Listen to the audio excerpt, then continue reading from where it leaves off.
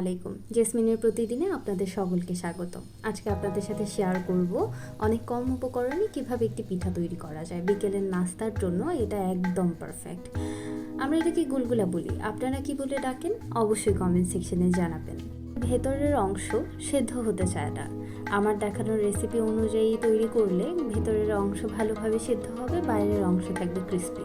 চলুন দেখে নিই গুলগুলা তৈরির জন্য কি কি লাগছে। চিনি half cup, baking soda half চা চামচ, কালো জিরা 1 চা চামচ, আটা 2 কাপ। শুকনো উপকরণগুলো ভালোভাবে মিশিয়ে নিচ্ছি। এখন অল্প অল্প করে পানি দিয়ে একটা নরম ডো তৈরি করে নিব। ডোটা খুবই নরম হবে যাতে হাত দিয়ে সহজেই আলাদা করা যায়।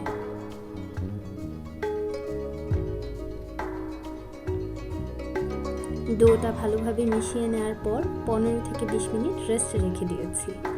এখন ডোটাকে আরেকটু ভালোভাবে মথে নিচ্ছি।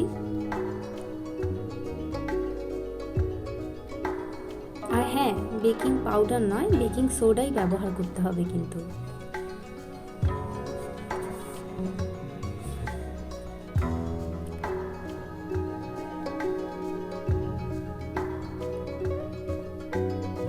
তেলটা গরম হয়ে আসলে হাতটা পানিতে ভিজিয়ে অল্প একটু ডো নিয়ে বলের মতো করে গরম তেলে ছেড়ে দিব।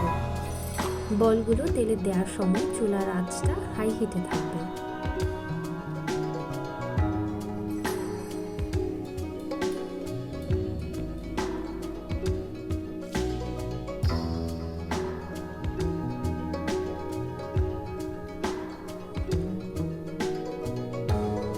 সবগুলো বল দেওয়া হয়ে গেলে চুলার আঁচটা কমিয়ে দেব।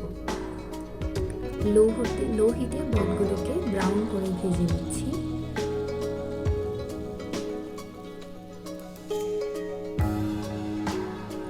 এখন তেল ঝরিয়ে উঠিয়ে নেব।